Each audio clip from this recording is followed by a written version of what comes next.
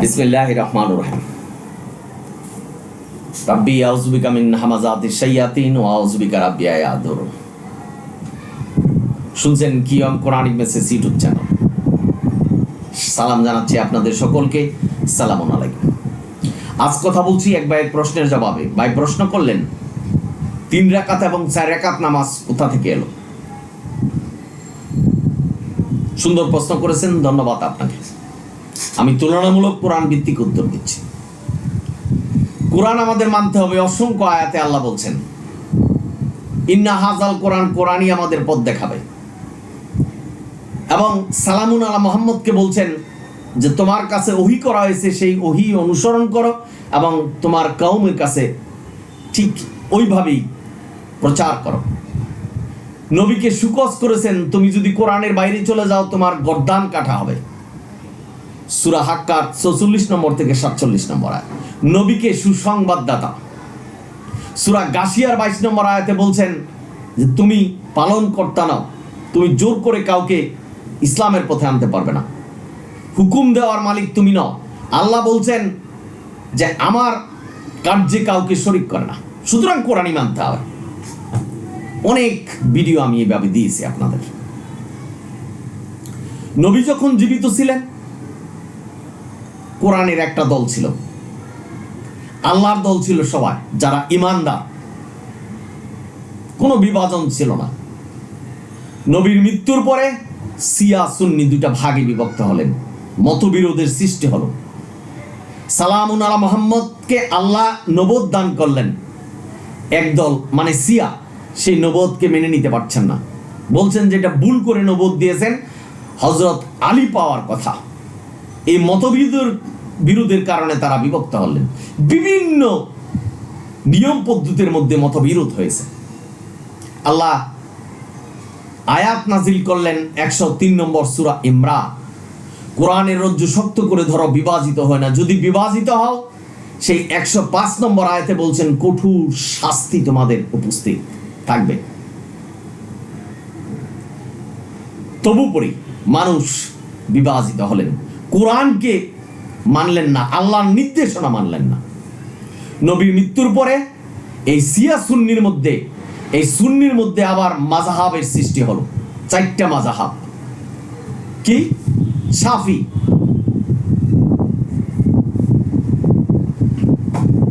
হানাফি, হাম্বলি এবং মালিকি, 4টা মাযহাব। আল্লাহ কিন্তু কোরআনে বলছেন যে কোরআনের আল্লাহর রজ্জু শক্ত করে ধরো, অর্থাৎ কোরআনকেই ধরে রাখো, বিভাজিত হও না। বিভাজিত হয়ে গেছেন। আমি এই হানাফি মাযহাবের কথা বলছি। ইমাম হানিফা, তার মতে এই বর্তমান প্রচলিত নামাজ মোল্লারা পড়াচ্ছেন এবং পড়ছেন জোহরের 4 রাকাত, আসরের 4 রাকাত এবং মাগরিবের 3 রাকাত। অথচ কোরআন বলছেন প্রতি ওয়াক্তে 2 রাকাত নামাজ পড়তে হবে। ভাই বোনেরা, এই মাযহাব বিভাজিত হলেন, অর্থাৎ বিভাজিত হয়ে মাযহাবের সৃষ্টি হলো। কি কারণ? একটি মানব রচিত হাদিস। সেটা কি? যে নবীকে দেখে নামাজ পড়তে হবে। নবী মৃত্যুবরণ করেছেন, সবাই হতাশ। নবীর মৃত্যুর 250-300 বছর পরে মানুষ হতাশ হয়েছেন। মাযহাবরা বললেন নবী কি যেভাবে নামাজ পড়েছেন সেইভাবে নামাজ পড়তে হবে। এই বিভাজিত হয়ে বিভিন্ন জন বিভিন্নভাবে এই হাদিস সংগ্রহ করতে লাগলেন। হাদিস সংগ্রহ করে এই 4 মাযহাবের হাদিস সংগ্রহ করাতে দেখা গেল 4 মাযহাবের এই ভিন্ন হাদিস এসেছে। তাদের মতবিরোধের সৃষ্টি হলো, মৌখিক ঝগড়া বিবাদের সৃষ্টি হলো। এক পর্যায়ে তারা সিদ্ধান্ত নিলেন আমরা ঝগড়া বিবাদ করব না, যে যেভাবে সংগ্রহ করেছি সেভাবেই নামাজ পড়ব।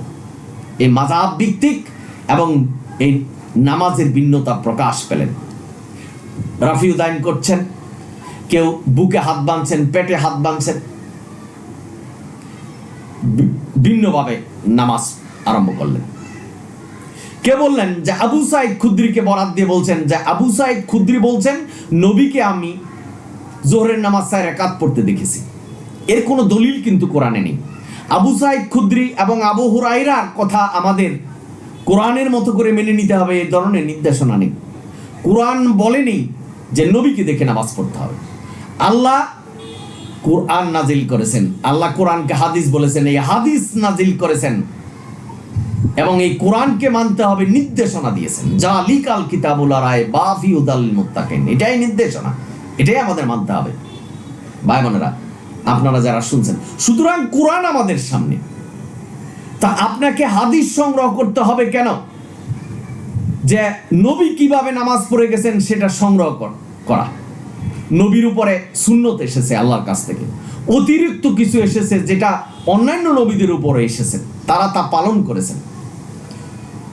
জুহরের নামাজ 2 রাকাত আল্লাহর হুকুমে সালামুন আলা মুহাম্মদ পড়তেন, কারণ কেউ বলতে পারবে না যে নবী কোরআনের বাইরে চলে গেছেন। আর কোরআন নির্দেশনা দিয়েছেন প্রতি ওয়াক্তে 2 রাকাত নামাজ পড়তে হবে, তো নবীও পড়তেন।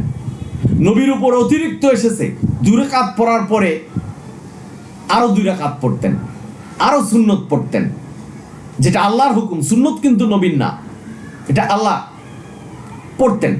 এখন যিনি দেখেছেন, যেমন মনে করেন আবু সাইদ খুদরি বা আবু হুরায়রা, 2 রাকাত ফরজ পড়ছেন, 2 রাকাত সুন্নত, আল্লাহর নির্দেশনা যে সুন্নত নবীর উপর এসেছে সেটা পড়ছেন, তারপরে আল্লাহর আদেশ অতিরিক্তভাবে নবীর উপর আসছেন, সকল নবীর উপরে আসছেন, সেগুলি পড়তেন। এখন যদি কেউ দেখে থাকেন যে নবী 4 রাকাত পড়ছে জোহরের নামাজ, তার মানে সেটাই হাদিস আকারে চলে আসছে। বা বোনেরা, আপনারা যারা শুনছেন, এবং আসরের নামাজ 4 রাকাত পড়তেন, মাগরিবের নামাজ 4 রাকাত পড়তেন, এটা হলো দেখার ভুল। কারণ কেউ যদি বলে যে নবী জোহরের নামাজ 4 রাকাত পড়েছেন, সেটাই অনুসরণ করতে হবে, তাহলে নবী কোরআন মানে নাই, এটাই প্রমাণ করলেন। কারণ কোরআন বলছেন নবীকে যে তুমি আমি যা ওহী করি সেটাই মানতে হবে, এবং যে নির্দেশনা দিয়েছে সেটাই মানতে হবে। আর কোরআনের নির্দেশনা হলো প্রতি ওয়াক্তে 2 রাকাত। নবী পাহাড়ে জঙ্গলে পাহাড়ের চূড়ায় নামাজ পড়তেন, সেগুলি তো সব কিছু আমাদের জন্য সুন্নত নয় বা ফরজ নয়, যেটাই ফরজ সেটাই সুন্নত। ভাই বোনেরা, আপনারা যারা শুনছেন, একটা মানুষকে যদি 10 জন মানুষ অনুসরণ করেন 10 রকম ভাবে দেখবে, তাহলে এই বিভাজনটা হলো মূল কারণ। আর মানব রচিত একটা হাদিস যে নবীকে দেখে নামাজ পড়তে হবে, এই যে হাদিস সৃষ্টি করার পরই মানুষ হাদিস সংগ্রহ আরম্ভ করলেন, যে নবী কিভাবে নামাজ পড়ে গেছেন সেটাকে সংগ্রহ করতে হবে। এই সংগ্রহ করতে যায়া বিভিন্ন জন বিভিন্ন মাযহাব বিভিন্নভাবে দেখেছেন, এবং মাযহাবের শক্তি, মাযহাবের মর্যাদা, এগুলি টিকে রাখার জন্য যে যেভাবে সংগ্রহ করতে পেরেছে সেইভাবে নামাজ পড়েছেন। অথচ কোরআন যে বলছেন যে তোমরা যে বিভাজিত হচ্ছ, এর জন্য কিন্তু রয়েছে কঠিন শাস্তি। এখন যারা বিভাজিত হয়েছেন কোরআন অনুসারে তারা কোথায় যাবে, এই বিবেচনাটা আপনাদের, আমি আপনাদের উপরে বিবেচনা করছি। কমেন্ট করে আমাদেরকে জানাবেন। সুস্পষ্ট আয়াত যে আল্লাহর রজ্জু শক্ত করে ধরো, কোরআনকে শক্ত করে ধরো, বিভাজিত হয়েও না। ভাই বোনেরা, আপনারা যারা শুনছেন, মানুষ তো বিভাজিত হচ্ছে, এই বর্তমান জামানায় বিভাজিত হচ্ছে। পীর ফকির মাজার, বিভিন্ন পীরেরা বিভিন্নভাবে নামাজ পড়ছেন, জিকির করছেন, লাফালাফি করছেন, গান বাদ্য করে আল্লাহর জিকির করছেন, এগুলিও মানুষ মেনে নিচ্ছে এবং মানুষ অনুসরণ করছে। সুতরাং বিভাজিত হচ্ছে। আর এই যে বিভাজিত হচ্ছে, এই পৃথিবী যদি 10-20 বছর পরে কি হবে জানেন? পাড়া মহল্লায় বিভিন্নভাবে নামাজ পড়বে, এবং ওটাকেই সঠিক মনে করবেন যে নবী এইভাবে নামাজ পড়ে গেছেন, এইভাবে তারা ওয়াজ করবে, এইভাবে প্রচার করবে, এইভাবেই নামাজ পড়বেন। অনুমান ভিত্তিক নামাজ পড়বেন, যেটা আল্লাহ বলছেন যে অনুমান যারা করে তারা ধ্বংস হোক। ভাই বোনেরা, আপনারা যারা শুনছেন, সুতরাং আমাদের কোরআন আমাদের সামনে, নবী কোরআন মেনে গেছেন, কোরআন মানতে আমাদেরকে বলছেন, কোরআনই আমাদের মানতে হবে।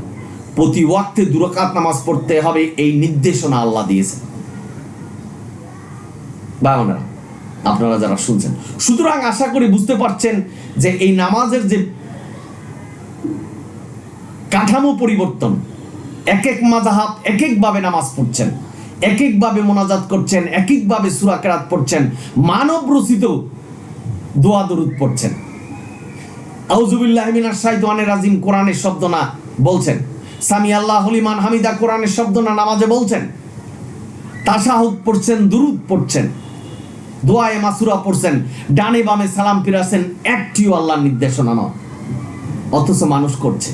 সুতরাং এই মানুষের সৃষ্টি হলো 4 রাকাত এবং 3 রাকাত নামাজ, যেটা জোহর, আসর এবং মাগরিব আল্লাহ যেখানে বলছেন 2 রাকাত নামাজ পড়তে।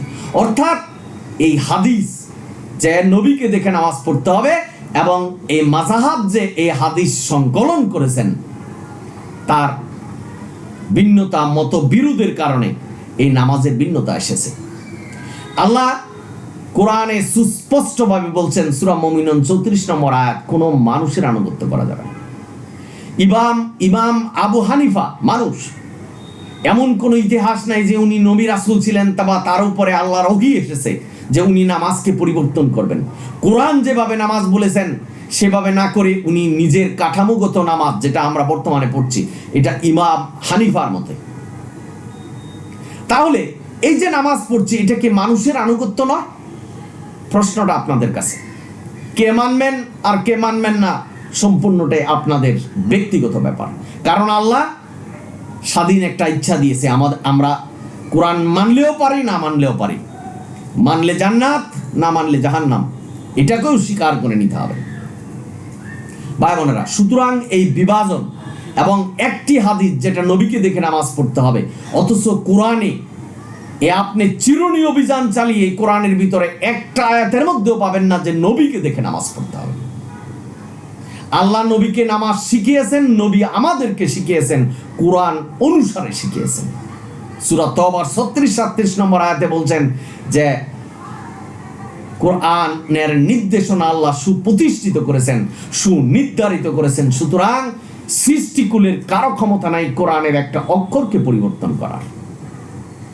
বাবারা, আপনারা যারা শুনছেন, আজকে আবু হানিফা বলে গেছেন, আমরা থরথর করে কাঁপছি যে আবু হানিফা বলে গেছেন, সুতরাং আবু হানিফার নির্দেশনা মানতে হবে। কোরআন এই ধরনের কোনো নির্দেশনা দেয়নি যে আবু হানিফার অর্থাৎ মানুষের কোনো নির্দেশনা আমাদের মানতে হবে। কোরআন নির্দেশনা দিয়েছে যে কোরআন যেভাবে আছে সেভাবেই মানতে হবে।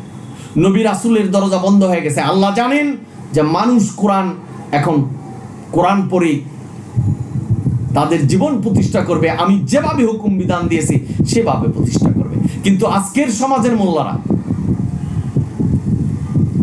এই বিভাজনের মধ্যেই আছে, দাবি করছেন যে আমরা সুন্নি মুসলমান। এই দাবিটা যে একদিন কাল হয়ে জাহান্নামে নিবে সেদিকে লক্ষ্য নেই, কারণ আল্লাহ নিষেধ করেছেন বিভাজিত হওয়া যাবে না। তা আমরা যদি দাবি করি যে আমরা সুন্নি মুসলমান, আমরা নিজেরাই স্বীকার করে নিলাম যে আমরা বিভাজিত হয়েছি, অর্থাৎ প্রথম যুগের যে বিভাজন শিয়া সুন্নি। কেন ভাই? আমরা তো কোরআনের দল। সালামুন আলা মুহাম্মদ যে কোরআন পড়েছেন, বর্তমান পৃথিবীতে সেই কোরআনই বিরাজমান, অক্ষর পরিবর্তন করার কোনো ক্ষমতা নেই। কেন আমরা এই সাধারণ বিষয়টা কেন বুঝতে পারছি না যে কোরআন আমাদের সামনে, কোরআন যা বলেছেন সেটাই আমাদের মানতে হবে। কোন মাযহাবের কথা আমাদের মানার কি প্রয়োজন? আবু হানিফার কথা মানার কি প্রয়োজন? আবু হানিফা নবী রাসূল কেউ ছিলেন না। এবং আবু সাইদ খুদরি, আবু হুরায়রা বলে গেছেন, এটারই কি সত্যতা প্রমাণ কিভাবে করবেন? আল্লাহ তো আমাদের এইভাবে বলেননি যে হাদিস সংগ্রহ হবে 200-300 বছর পরে নবীর মৃত্যুর পর, সে হাদিস তোমাদের মানতে হবে বলছে। বরং আল্লাহ বলছেন, আল্লাহ জানতেন যে এই ভুয়া হাদিস মানুষ রচনা করবে, যার জন্য বলেছেন যে কোরআনকেই মানো। অসংখ্য আয়াতে বলছেন যে কোরআনই তোমাদের পথ দেখাবে, কোরআনই একমাত্র নির্দেশনা, আর কোনো নির্দেশনা নেই। এবং আল্লাহ বলছেন কোরআনের কথা যেখানে না বলা হয় সেখান থেকে উঠে আসো। আমরা করছি না, বসে থাকি হাদিসের সৌন্দর্য সুরেলা আওয়াজে, হাদিসের গল্প কিচ্ছা শুনে আমাদের জীবন প্রতিষ্ঠা করছি। কিন্তু আমি এই QM Quranic message YouTube channel থেকে আজকে আপনাদের মেসেজ দিচ্ছি, ক্ষতিগ্রস্ত হবেন, পথভ্রষ্ট হবেন, বিপদের সম্মুখীন হবেন।